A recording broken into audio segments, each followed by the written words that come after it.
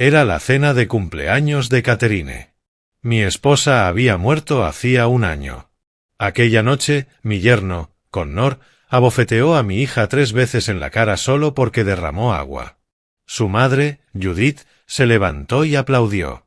«Así es como aprende a comportarse», dijo. Ellos creyeron que su poder podía silenciarme. Creyeron que yo me sentaría ahí y lo soportaría. No tenían idea de con quién estaban tratando. Me levanté. Mis manos temblaban. No de miedo, sino de rabia. Saqué mi teléfono e hice una llamada. ¿Y lo que pasó después? No dejaron de gritar. Su mundo se derrumbó. Todo porque se atrevieron a golpear a mi hija frente a mí. Comenta ahora. ¿Cuál es tu primera reacción ante lo que ocurrió en esa mesa? Y dime, ¿desde dónde estás viendo esto? Leo cada comentario. Y no olvides suscribirte al canal y darle like al vídeo. Mi nombre es Christopher Barnes. Soy abogado y he pasado 32 años defendiendo a mujeres de hombres abusivos. Pero nada me preparó para presenciar a mi propia hija siendo golpeada justo frente a mí por el hombre al que ella llamaba marido. Esa noche, después de llamar a la policía y ver a Connor Foster siendo llevado esposado, me senté en mi despacho e intenté reconstruir cómo todo había salido tan mal. ¿Cómo había podido, un hombre que había dedicado toda su vida profesional a reconocer las señales de abuso, pasarlas por alto en mi propia casa? La respuesta no era simple, pero comenzó 18 meses antes, cuando mi mundo ya se había empezado a derrumbar de otra manera. Mi esposa, Catherine, era psicóloga especializada en trauma y dinámica familiar. Era brillante, compasiva y tenía una habilidad extraordinaria para leer a las personas. Una noche, hace 5 años, Catherine y yo cenamos con nuestra hija Hannah y su nuevo novio, Connor Foster. A mitad de la comida, Catherine se inclinó hacia mí y me susurró algo que debí haber tomado más en serio. Hay algo que no me cuadra en él. En ese momento lo descarté. Hannah estaba radiante. Era feliz. ¿Cómo podía cuestionar eso? Pero Catherine no solía equivocarse. Ella falleció 18 meses atrás, un derrame cerebral masivo mientras dormía. Así, sin más, se fue. La mujer que podía leer una habitación como si fuera un libro, que entendía la psicología de las relaciones mejor que cualquiera, ya no estaba. Y con su muerte perdí no solo a mi esposa, sino también a mi brújula. Me hundí en el trabajo, en casos que exigían mi atención, en cualquier cosa que pudiera mantener mi mente lejos del vacío en nuestra casa de Chicago. Nuestra hermosa casa, que antes había estado llena de su risa, ahora se sentía como un museo de recuerdos. Durante esos meses de duelo, apenas noté cuando Hannah empezó a distanciarse. Estaba demasiado atrapado en mi propio dolor. No vi que había dejado de hablar de sus amigas. No registré que renunció a su trabajo en la empresa de ingeniería donde había prosperado. No hice preguntas cuando empezó a usar mangas largas, incluso cuando la primavera se convirtió en verano.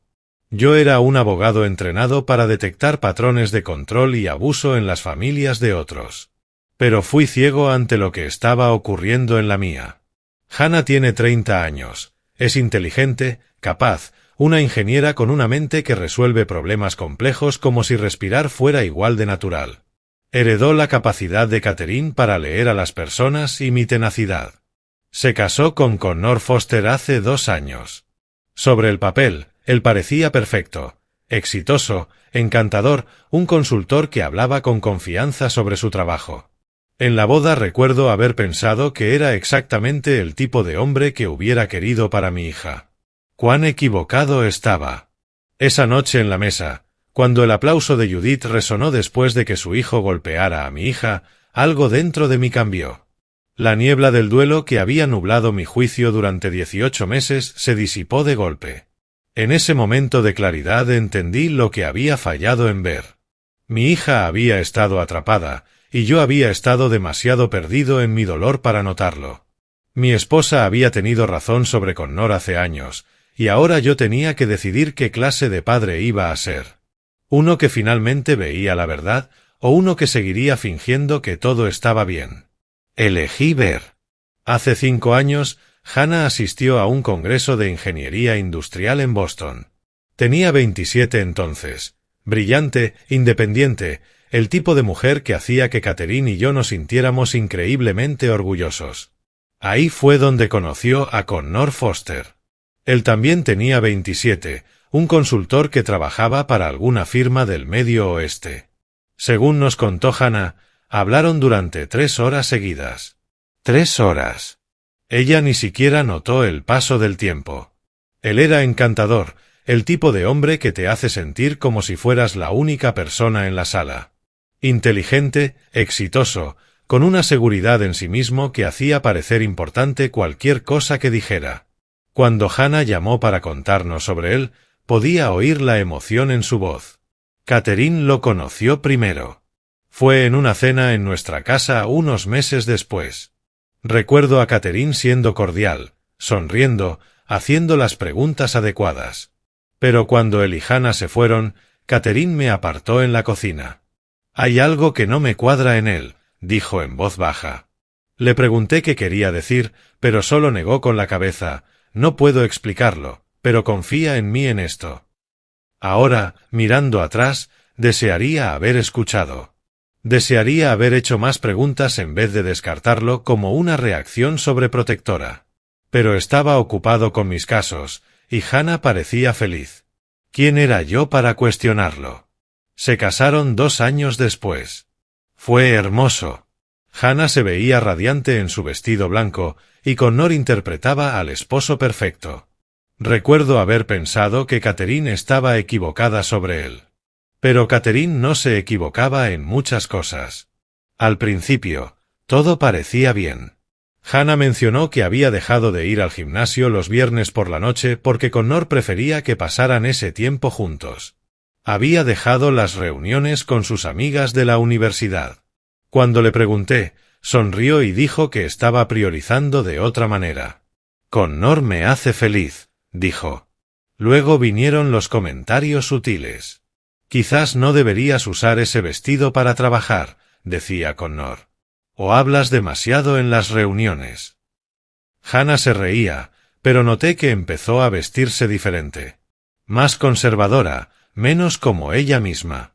«Quizás eres demasiado independiente», le dijo una vez Connor en la cena. «Las mujeres necesitan aprender a escuchar, no siempre intentar liderar». Hannah solo asintió y sonrió. No le respondió. Eso no era propio de ella. Debí haberlo visto. Debí haber reconocido el patrón, pero estaba demasiado atrapado en mi mundo, demasiado enfocado en mis casos. Luego Connor mencionó a su madre. «Mi mamá se va a mudar cerca de nosotros», dijo una noche. «Ha estado pensando en mudarse a Chicago. Será bueno tener familia cerca». La sonrisa de Hannah se tensó apenas, pero no dijo nada. Ese fue el momento en que debí haber prestado más atención. Ese fue el momento en que debí preguntarle a mi hija si todo estaba realmente bien. Pero no lo hice. En pocos meses, Judith Walsh llegaría a Chicago con planes que ninguno de nosotros habría podido anticipar. Judith Walsh llegó como una tormenta que no vi venir. Tenía 62 años, era viuda y había criado a Connor sola. A los pocos días de mudarse a 3 calles de distancia, ya tenía una llave de la casa de ellos y la usaba libremente. Cada mañana entraba por la puerta principal. Reorganizaba la cocina, tiraba las especias de Hannah, comentaba su ropa, faldas demasiado cortas, blusas demasiado reveladoras. El puré de papas siempre estaba demasiado salado. Nada de lo que Hannah hacía era nunca lo suficientemente bueno. Y Connor estaba de acuerdo con todo lo que su madre decía. Cuando Hannah intentaba poner límites, él se ponía del lado de Judith. «Mamá sabe de lo que habla», decía. Hannah simplemente asentía y se replegaba aún más dentro de sí. Noté que dejó de reír. Sus llamadas se volvieron más cortas. Cuando preguntaba si todo estaba bien, respondía, «Solo estoy cansada, papá». 8 meses después de que Judith se mudara a Chicago, Connor golpeó a Hannah por primera vez. Empezó por algo pequeño. Había olvidado recoger su ropa de la tintorería. Cuando él llegó a casa y se dio cuenta, algo cambió en su rostro. Le dijo que era descuidada, irrespetuosa, que no sabía cuál era su lugar. Entonces la golpeó. Solo una vez aquella primera vez, no lo suficientemente fuerte como para dejar una marca visible, pero lo bastante para que Hannah entendiera que algo fundamental había cambiado. Él se disculpó inmediatamente, la abrazó, le dijo que la amaba más que a nada. Al día siguiente le compró flores. Hannah le creyó. Creyó que había sido algo aislado. Pero volvió a ocurrir. El patrón se volvió familiar, desencadenante, explosión, disculpa, regalos, paz temporal y luego otro desencadenante. Cada vez, las razones eran triviales. Llevaba la ropa equivocada. Hablaba en un momento inadecuado. Usaba un tono que a él no le gustaba. Y cada vez que Connor la golpeaba, Hannah buscaba qué había hecho mal. Repetía la escena en su cabeza, intentando evitarlo la siguiente vez. Pensaba que todo era su culpa. Que debía ser más cuidadosa, más consciente, más obediente. Por esa misma época, Hannah renunció a su trabajo. Sospecho que Connor se lo exigió.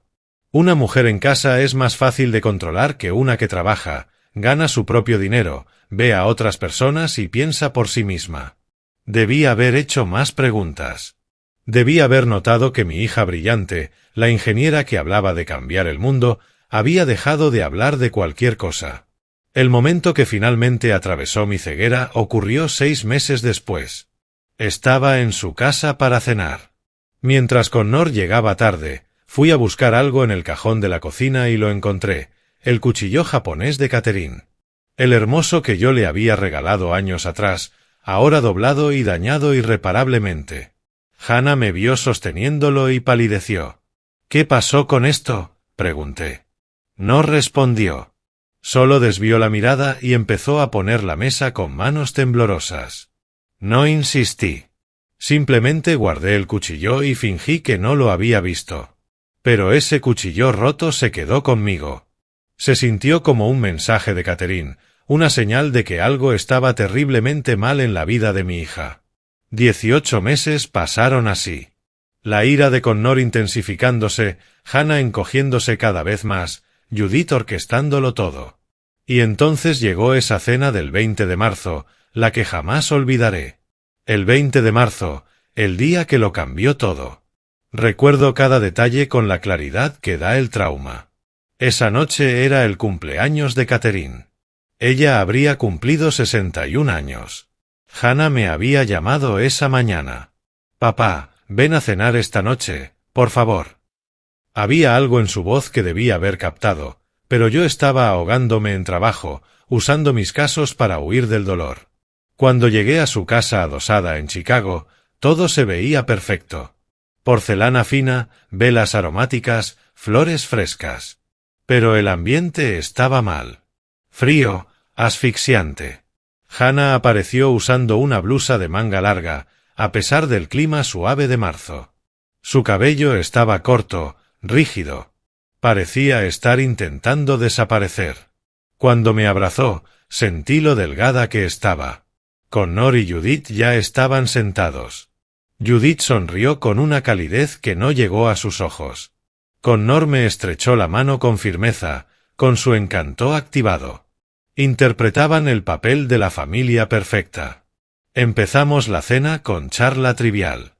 Judith dominó la conversación con sus inversiones inmobiliarias y su club de lectura. Hannah apenas habló. Comía mecánicamente, la mirada fija en el plato. La mano de Connor iba de vez en cuando a su copa de vino, y noté cómo los hombros de Hannah se tensaban. Entonces ocurrió. Hannah estaba sirviendo agua. Su mano tembló ligeramente y una sola gota cayó en la copa de Connor. No fue nada, pero el cuerpo de Connor se puso rígido. «¿Ves lo que hiciste?», dijo en voz baja. Su tono era controlado, calculado. «Lo siento, no me di», empezó Hannah. Fue entonces cuando él se levantó. Lo que ocurrió después tomó quizás 5 segundos. Su mano subió rápido, golpeando la mejilla derecha de Hannah. El sonido resonó en el comedor como un disparo. Su cabeza giró. Antes de que pudiera procesarlo, su mano volvió a levantarse, más fuerte, alcanzando su mejilla izquierda. Vi sus ojos abrirse de par en par por el shock y el dolor. Luego un tercer golpe en su rostro. Hannah retrocedió tambaleante, su mano buscando apoyo. Golpeó el borde de la mesa. Un hilo de sangre salió de su boca. Judith empezó a aplaudir. «Así es como aprende a comportarse», dijo, con la voz cargada de satisfacción. Aplausos lentos, medidos, como si estuviera apreciando una actuación. En ese instante, algo dentro de mí se activó. 32 años siendo abogado, manteniendo distancia y objetividad, se evaporaron. Pero no grité. No me lancé encima de él. En cambio, me quedé en silencio. 30 segundos de silencio absoluto. Mi mente, la parte entrenada durante 3 décadas para entender órdenes de restricción, evidencia, testimonio, se activó. Estaba tomando inventario, las velas enmascarando el olor a violencia, la sonrisa de Judith, el temblor en las manos de Hannah, las palabras dichas. Todo importaría en un tribunal. Saqué mi teléfono con manos firmes. «Voy a llamar a la policía», dije. Mi voz era tranquila y profesional. La voz que uso con los jueces. El rostro de Connor palideció. Los aplausos de Judith se detuvieron. «Estás exagerando», dijo Connor. «Ella necesita aprender». 17 minutos, le dije mientras marcaba. «Eso es lo que tardarán desde la comisaría del norte. Les sugiero que se sienten». Reporté la agresión con calma. Nombres, direcciones, lesiones, testigos. El operador podía escuchar el control en mi voz, porque lo había practicado miles de veces, solo que nunca para mi propia hija. 17 minutos después, el sargento Thomas Kelly entró por la puerta con 2 agentes. Notaron la sangre en el rostro de Hannah, el miedo en sus ojos, la crueldad casual que emanaba de Connor y Judith. Los esposaron y les leyeron sus derechos. Connor mantuvo los ojos en mí mientras lo sacaban. «No sabes con quién te estás metiendo», murmuró. «Disfruta el camino a la comisaría», respondí. Pero incluso mientras lo decía, sabía que tenía razón. No lo sabía.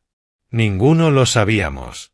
No teníamos idea de que su arresto era solo el comienzo de algo mucho más oscuro.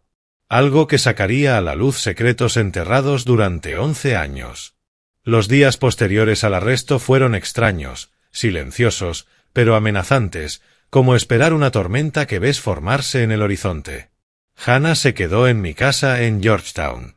Ella apenas salía de su habitación. La escuchaba llorar por las noches y durante el día se sentaba en el sofá con el portátil cerrado, mirando a la nada. Intentaba decirle que todo estaría bien, que la evidencia era sólida, que la justicia prevalecería. Había ganado casos con peores probabilidades, pero mis palabras sonaban vacías, incluso para mí. 3 días después del arresto de Connor, mi asistente legal llamó. «Señor Barnes, hay un blog. Tiene que verlo». Lo abrí de inmediato. La verdad detrás de las acusaciones falsas. Anónimo, diseño sofisticado, escritura profesional. Presentaba una narrativa completamente diferente a lo que había ocurrido en mi comedor. Hannah era una mentirosa, una mujer despechada inventando historias por atención y dinero. Yo era un abogado misógino, usando a mi hija como peón en una cruzada antihombres. Connor Foster era la verdadera víctima. Un buen hombre destruido por las fabricaciones de una mujer tóxica. El blog incluía fotos. Hannah en una fiesta, riendo, con un cóctel en la mano. Fuera de contexto, parecía incriminatorio. Yo saliendo del juzgado, el rostro serio y decidido, etiquetado como el entrenador del depredador. Para el 5.º día, el blog había sido compartido 3000 veces. Hannah recibió la llamada de recursos humanos ese jueves. Estaban preocupados por la reputación de la empresa. Lo lamentaban profundamente, pero dadas las circunstancias, no tenían otra opción. Había trabajado allí 4 años. Empleado del mes en 2 ocasiones. Todo desapareció en una llamada de 5 minutos. En el supermercado, una vieja amiga de Hannah, Rachel Stone, alguien a quien yo conocía desde que Hannah tenía 12 años, dio literalmente media vuelta en el pasillo de productos para el cabello cuando nos vio. Fingió no vernos. El rostro de Hannah se desmoronó. Luego mi contador llamó. Christopher, Hacienda quiere una auditoría completa. 5 años de declaraciones. Dicen que hay irregularidades. Yo sabía bien que no se trataba de irregularidades. Se trataba de presión. La familia Foster tenía contactos, dinero, recursos que alcanzaban lugares que yo había subestimado. Fue entonces cuando me golpeó. Realmente me golpeó. Había estado tan enfocado en ganar la batalla legal que no me preparé para esta otra. La corte de la opinión pública, la destrucción silenciosa de todo lo que Hannah había construido, el estrangulamiento lento de mi reputación profesional. Había pasado 32 años defendiendo a mujeres de hombres que usaban el poder para silenciarlas. Y ahora veía a Connor y Judith hacer exactamente eso con Hannah. Solo que ya no usaban fuerza física. Usaban narrativas, campañas de susurros, filtraciones estratégicas a blogueros simpatizantes, un ataque anónimo y coordinado a nuestra credibilidad. La policía tenía la evidencia. El caso era sólido. Pero nada de eso importaba si nadie nos escuchaba. Si cada vez que Hannah intentaba hablar, la gente veía una foto en una fiesta con un cóctel. Si cada vez que yo defendía la verdad, la gente veía a un fanático. Esa noche, Hannah me encontró en mi despacho. Se veía más pequeña que nunca. «Papá, ¿y si ellos ganan?», preguntó en voz baja. Quise decirle que no podían. Quise prometerle que la verdad siempre prevalece. Pero estaba aprendiendo, dolorosamente, que la verdad es solo una voz en una habitación mucho más ruidosa. «No hemos terminado», dije. «Ni siquiera cerca». Ella asintió, pero la esperanza en sus ojos se había apagado. 2 semanas pasaron así. Nosotros en un limbo, el blog creciendo, los rumores extendiéndose, mi auditoría ampliándose. Y entonces, una tarde de martes, mi teléfono vibró con un mensaje de un número desconocido. Era desde el teléfono de la cárcel de Connor. «Dile a Hannah que voy a volver a casa y voy a recuperar lo que es mío». Fue entonces cuando entendí algo más. Connor y Judith no solo intentaban destruir nuestro caso. Estaban jugando un juego mucho más largo, y yo aún no comprendía el alcance de lo que enfrentaba. Connor empezó a enviar mensajes desde la cárcel usando el teléfono del abogado. El primer mensaje llegó un miércoles por la tarde. «Lo siento. He estado pensando. Cometí un error. No era yo esa noche». Hannah lo leyó con las manos temblorosas. Podía ver el conflicto en sus ojos, la parte que quería creer en él, peleando contra la parte que recordaba sus puños. El segundo mensaje llegó 2 días después. «He estado en terapia. El psicólogo dice que tengo trastorno de control de impulsos. Nunca lo supe. Estoy recibiendo ayuda, Hannah. Ayuda real. No soy el hombre que viste». Fue entonces cuando empezó a vacilar. «Quizás él de verdad no lo sabía», dijo en voz baja. «Quizás no es su culpa». Me senté frente a ella en la mesa de la cocina y abrí las estadísticas que había compilado durante 3 décadas. 70% de las mujeres que regresan con sus agresores sufren violencia escalada dentro del primer año. Los datos eran brutales e innegables. «Hannah, escúchame. Esto es manipulación de manual. La disculpa, el diagnóstico, la narrativa de terapia, está diseñada para hacerte sentir responsable de su sanación». «No es justo», sollozó. Lloró con la clase de llanto que nace del conflicto entre el amor y la supervivencia. «Lo sé», susurró. «Lo sé, pero solo necesito tiempo para pensar». Le di ese tiempo.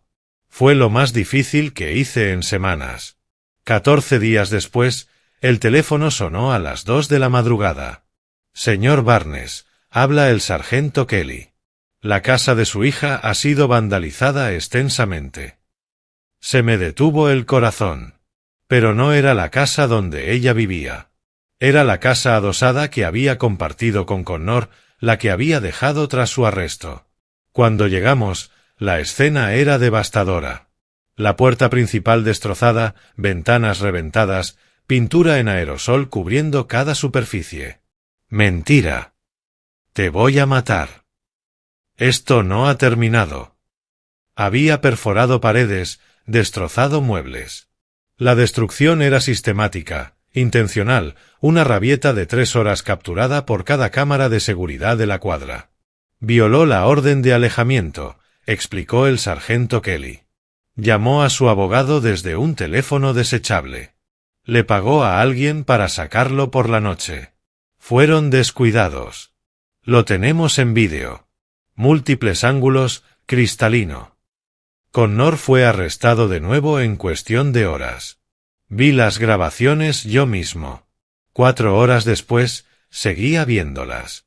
La manera en que se movía por la casa, la precisión de su destrucción, el momento en que escribió «Te voy a matar» directamente a la cámara, mirando al lente, desafiándonos a procesarlo. Esto no era un trastorno de control de impulsos.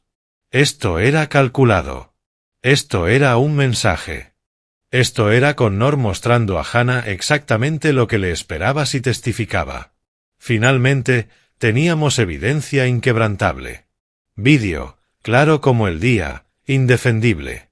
Pero mientras lo veía destruir lo que había sido el hogar de Hannah, comprendí algo más. Esto ya no iba de ganar.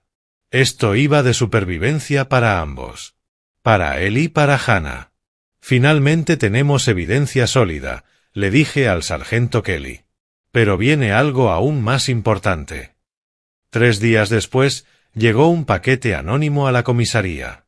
Estaba dirigido a mí, marcado como urgente. Evidencia adentro. Dentro había grabaciones de audio, horas de ellas. Y cuando escuché la primera, entendí por qué alguien había esperado 11 años para enviarlas. El paquete no tenía marcas, ni remitente, ni matasellos. Solo mi nombre escrito con una caligrafía cuidadosa, deliberada. Dentro había archivos, decenas de ellos, una memoria USB y una carta escrita a mano. El sargento Kelly se sentó frente a mí en su oficina mientras escuchábamos la primera grabación. El audio era granuloso, pero lo suficientemente claro. La voz de Judith inconfundible. Él necesitaba entender su lugar. Mujeres así, mujeres independientes, necesitan aprender respeto. Connor lo entiende ahora. Yo le enseñé. La segunda grabación provenía de otra fecha. Judith, nuevamente, hablándole a Connor de una manera que me revolvió el estómago. Esto fue lo que hicimos con tu padre. Él también quiso resistirse. Pero algunos hombres no merecen segundas oportunidades. Mis manos se enfriaron. La tercera grabación era aún peor. ¿Crees que eres capaz de hacer lo necesario?, preguntó Judith. Sí, madre. Sé lo que tú hiciste, respondió Connor. Lo que ella había hecho. El sargento Kelly pausó la reproducción. Señor Barnes, necesitamos involucrar a homicidios. Vamos a reabrir la investigación sobre la muerte de Richard Foster de hace 11 años, registrada como un infarto. Pero la cuarta grabación era una amenaza directa. Si Christopher no se aparta de esto, dijo Judith con frialdad. Quizás ella tenga un accidente también. Los accidentes les ocurren a las personas que interfieren. En ese momento se abrió la puerta de la oficina. Un hombre mayor estaba allí, 77 años, cabello gris, manos temblorosas. Detrás de él, un oficial joven que lo había acompañado desde la sala de espera. Soy Martin Foster, dijo en voz baja. El hermano de Richard. Yo envié el paquete. Por un momento nadie se movió. Martín se dejó caer en la silla, pesado. Su voz era apenas un susurro. He sabido la verdad durante 11 años. Judith mató a Richard. La escuché planearlo. La escuché hacerlo. Pero tuve miedo. Siempre tuve miedo de ella. Cuando Richard murió, me dije que fue un infarto. Me permití creerlo. ¿Por qué enviar las grabaciones ahora?, preguntó Kelly. Los ojos de Martín encontraron los míos. Porque vi lo que ella hizo con su hija. Y me di cuenta de que si no actuaba ahora, seguiría destruyendo gente. Nunca se detendría. Ya había matado una vez. ¿Por qué dudaría en hacerlo otra vez? Sacó su teléfono.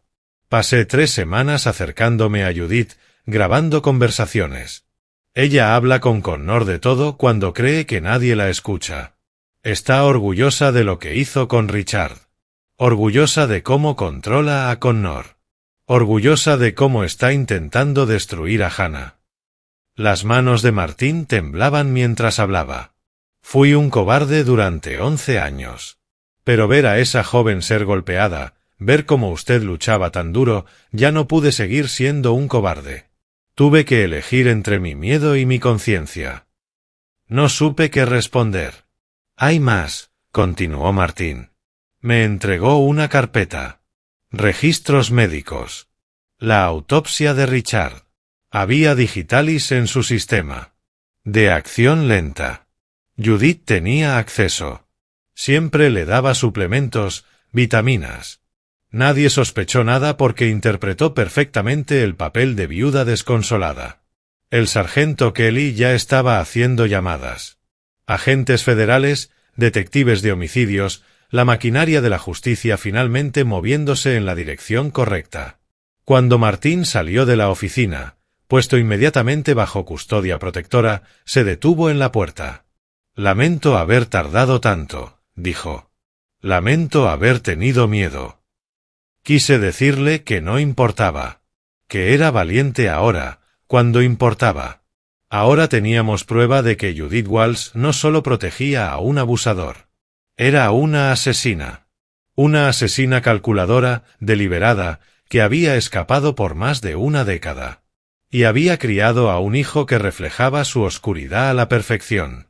Con esta nueva evidencia, la Fiscalía reabrió la investigación sobre la muerte de Richard Foster de hace 11 años. Todo estaba a punto de cambiar. El juicio de Connor Foster duró 3 semanas. El juez Leonard Brooks presidió la sala con una paciencia nacida de haber visto demasiados casos como este. La evidencia era contundente. Vídeos de seguridad de Connor destruyendo la casa de Hannah. Mi testimonio sobre las 3 bofetadas.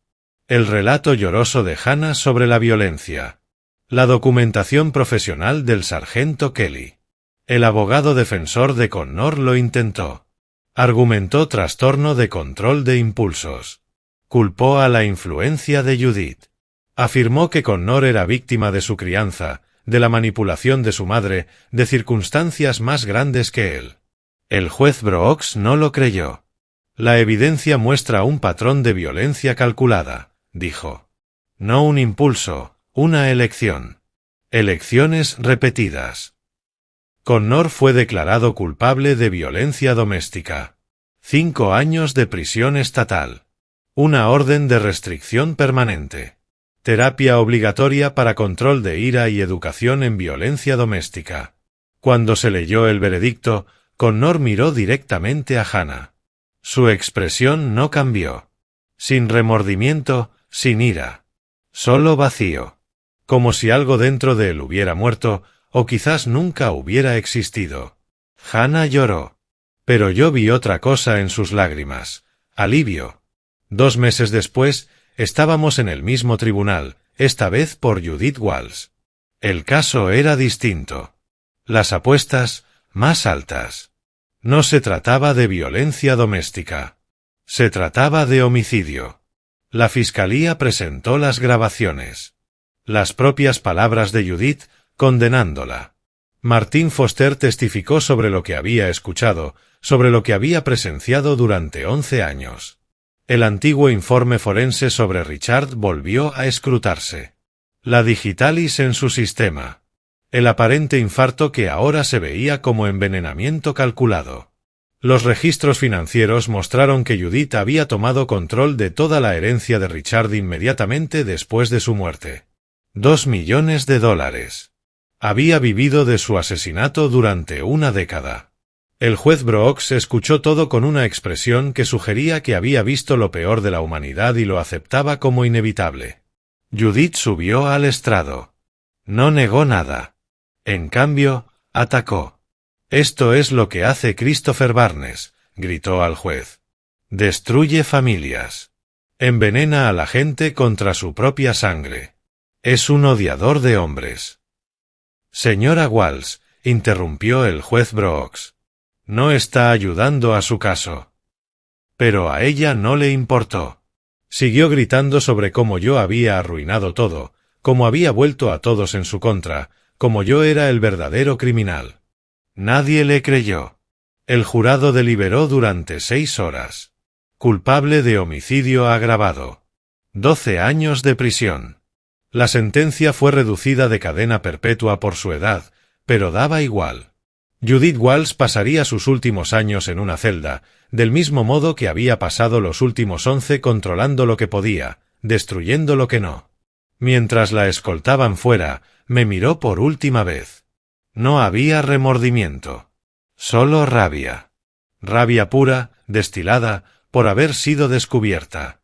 Al salir del juzgado ese día, comprendí algo profundo. La justicia y la sanación no son lo mismo.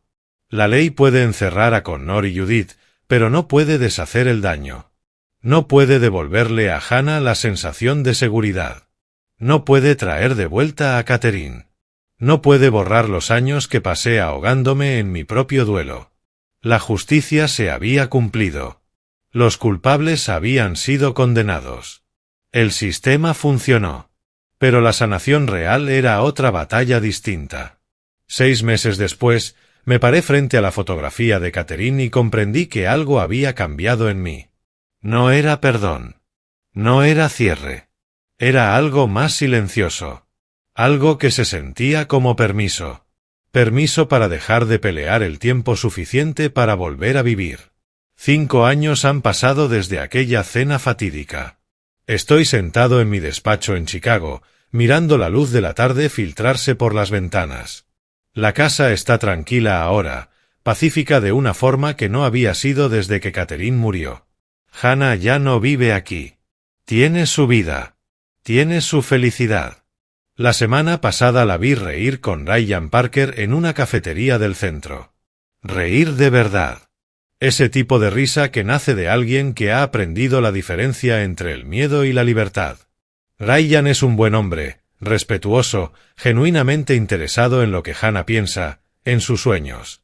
La anima a ver a sus amigas. No revisa su teléfono. No intenta controlar lo que usa o a dónde va.